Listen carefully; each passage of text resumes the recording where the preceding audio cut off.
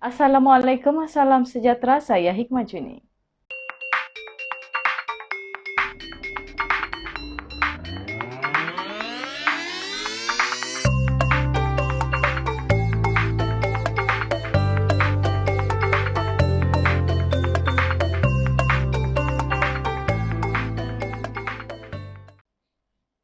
Sembilan lemas dalam tragedi di Jeti Ferry di Sarawak.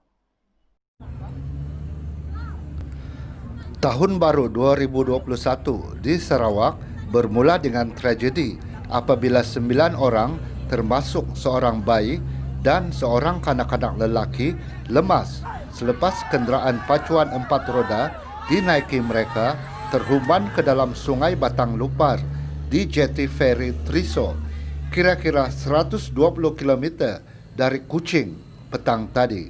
Menurut maklumat awal, Pusat Gerakan Operasi PGO Bomba dan Penyelamat Sarawak, kesemua mangsa yang terdiri 5 lelaki dan 4 perempuan itu berjaya dikeluarkan oleh orang awam yang kebetulan berada di tempat kejadian.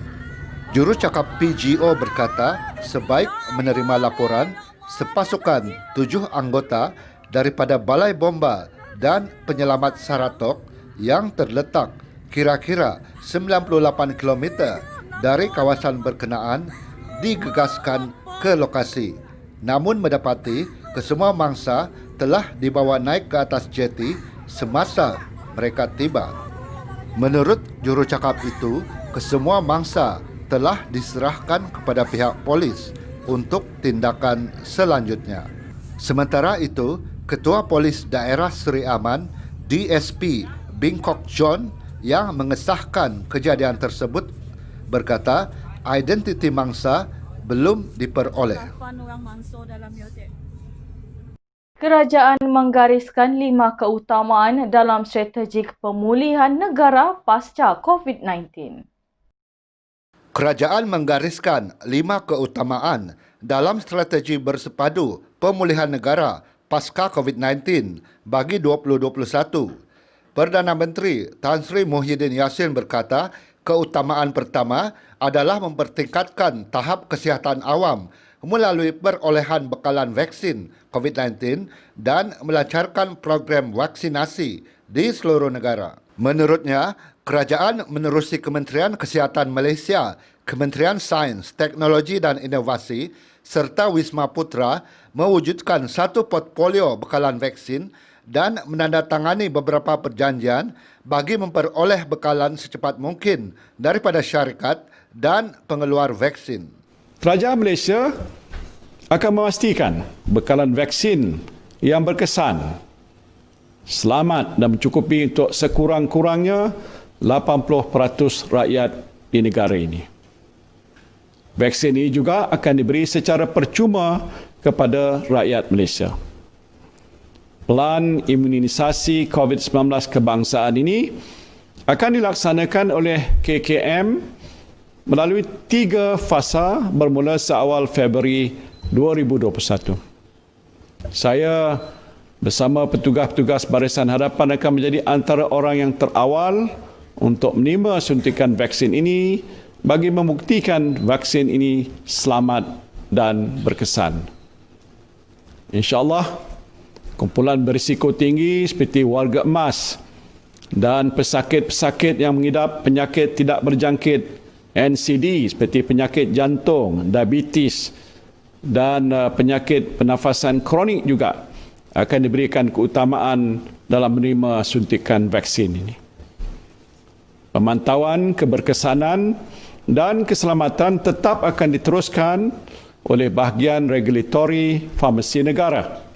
Beliau berkata demikian dalam perutusan khas sempena Tahun Baru 2021 yang disiarkan secara langsung di televisyen dan media sosial semalam. Muhyiddin berkata, keutamaan kedua adalah memperkukuh ekonomi prihatin rakyat dan memacu pertumbuhan ekonomi negara pasca COVID-19 melalui pelaksanaan Belanjawan 2021 dan Rancangan Malaysia ke-12. Kerajaan akan terus membangunkan jaringan keselamatan sosial seperti bantuan tunai secara langsung seperti bantuan prihatin rakyat, skim perlindungan insurans khusus untuk B40 dan memperkukuh sistem kebajikan negara untuk memastikan nasib golongan rentan termasuklah B40, warga emas, orang kurang upaya sentiasa terbela.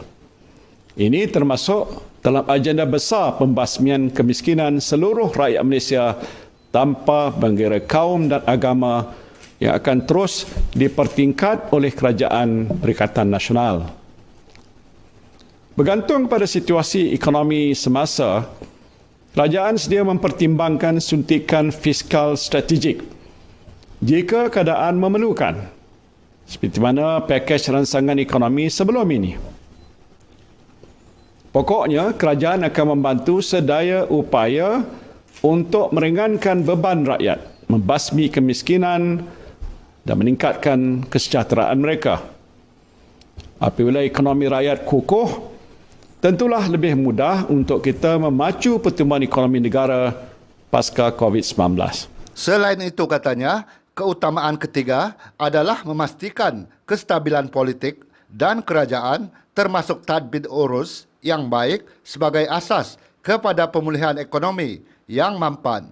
Bagi keutamaan keempat pula, kerajaan menjamin kedaulatan negara dan kedudukan Malaysia di persada antarabangsa diperhebatkan. Manakala keutamaan kelima memperkukuh hubungan antara kaum serta agama dalam membentuk masyarakat yang bersatu padu menentang sebarang ancaman. Saya yakin dan percaya perpaduan adalah kunci kejayaan Malaysia. Lihatlah, berkat perpaduan dan kesatuan hati kita semua, satu persatu cabaran dan dugaan pandemik COVID-19 dapat kita atasi. Insafi dan hayatilah hakikat ini. Pupuk dan semai semangat bersatu padu, saling memahami antara satu sama lain. Benar, ini tidak mudah, apatah lagi dengan cabaran teknologi yang semakin canggih dan ledakan informasi antara benar, separa benar dan palsu yang berlega di ruangan maya. Beliau menegaskan kerajaan tidak akan teragak-agak mengambil tindakan terhadap individu ingkar dan menyemai api kebencian antara kaum, agama serta menghina institusi raja berperlembagaan di negara ini. Orang ramai diminta untuk tidak menyisihkan bekas pesakit COVID-19. Orang ramai diminta berhenti meletakkan stigma atau menyisih bekas pesakit COVID-19 bagi membantu golongan itu pulih sepenuhnya, terutama dari aspek kesihatan mental mereka. Ketua Menteri Datuk Seri Panglima Haji Jinor berkata, sebagai bekas pesakit COVID-19, beliau sendiri memahami keadaan yang dialami oleh mereka yang memerlukan sokongan emosi daripada orang sekeliling. Haji Ji berkata, apabila ini berlaku, ada dalam kalangan masyarakat berfikiran bahawa apabila terkena jangkitan virus ini, ia amat berbahaya.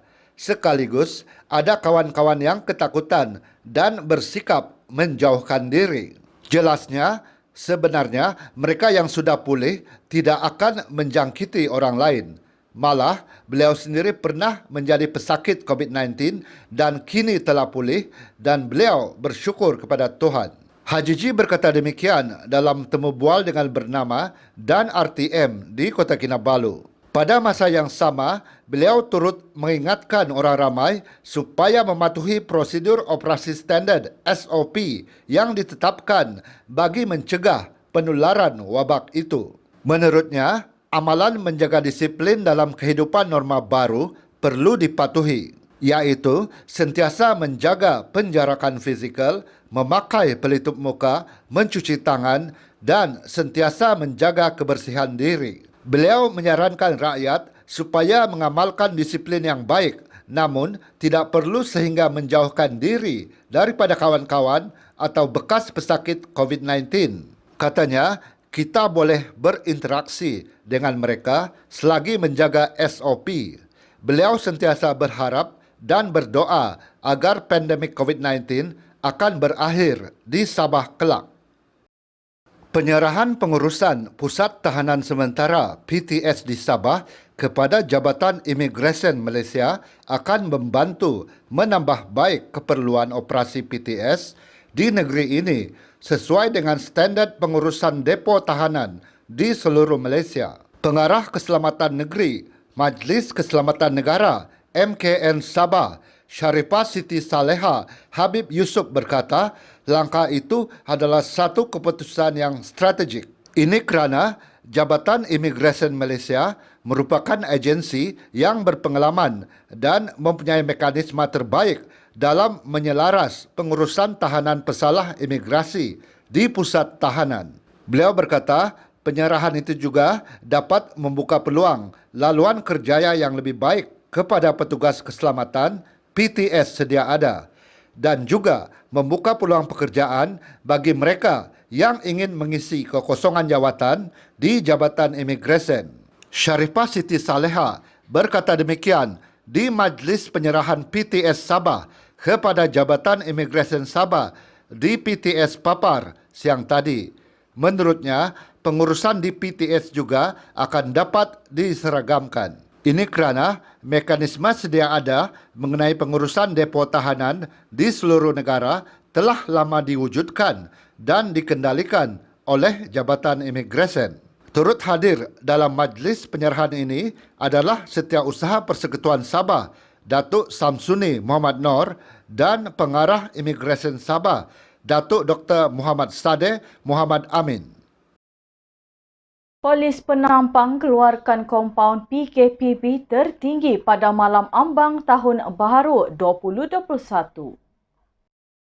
Operasi pada malam ambang Tahun Baru 2021 menyaksikan bilangan kompaun tertinggi dikeluarkan Polis Penampang sepanjang pemantauan Perintah Kawalan Pergerakan Bersyarat PKPB. Ketua Polis Daerah Penampang, Deputy Superintendent Muhammad Haris Ibrahim berkata, 30 individu telah dikompaun RM1,000 setiap seorang atas kesalahan melanggar prosedur operasi standard SOP PKPB seperti tidak memakai pelitup muka, tiada penjarakan fizikal dan melakukan aktiviti dalam berkumpulan serta operasi premis yang melebihi masa yang telah ditetapkan. Kesemua mereka yang dikompaun melakukan kesalahan di bawah peraturan-peraturan pencegahan dan pengawalan penyakit berjangkit 2020, manakala 2 ditahan atas kesalahan yang sama mengikut Seksyen 269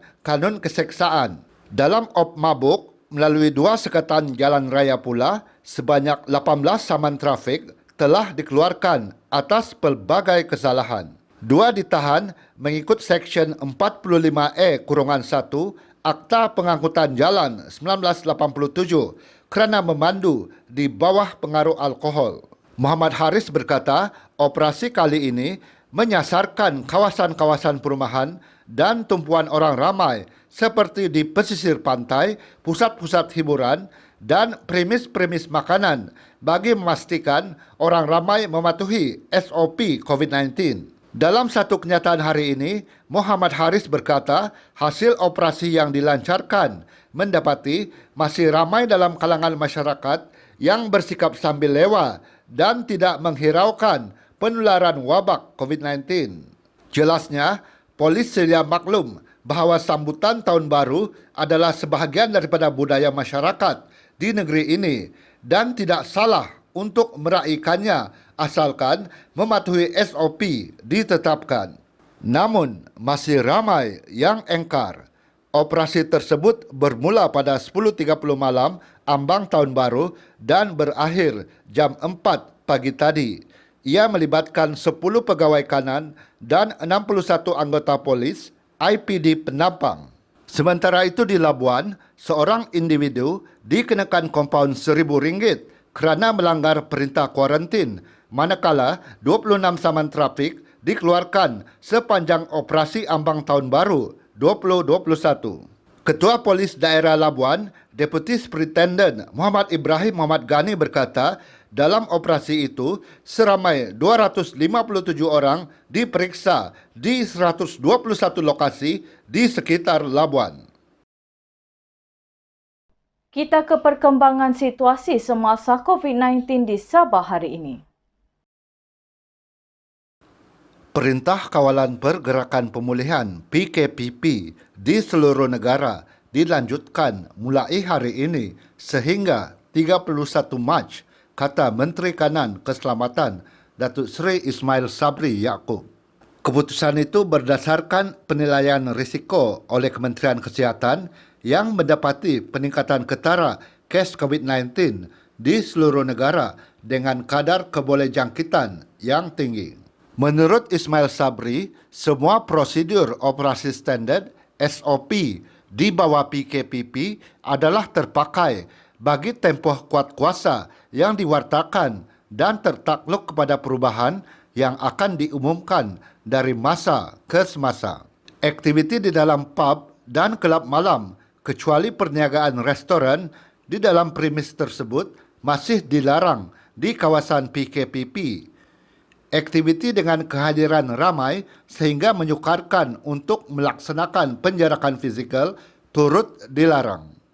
Selepas mencatatkan peningkatan selama 3 hari berturut-turut, kes positif baru COVID-19 di Sabah menurun dengan 254 kes dilaporkan hari ini berbanding 299 kes malam, menjadikan jumlah kumulatif kini 37,294 kes. Tiada kes kematian dan kluster baru dilaporkan di Sabah hari ini. Menteri Kerajaan Tempatan dan Perumahan Datuk Seri Masidi Manjun berkata, daripada 254 kes di Sabah hari ini, 166 kes daripada saringan kontak rapat kes positif COVID-19 dan 9 kes dari kluster sedia ada. Manakala 79 kes dari lain-lain saringan COVID-19. Kami seluruh warga BTTV mengucapkan selamat tahun baru kepada penonton BTTV. Saya Hikmah Juni, selamat malam.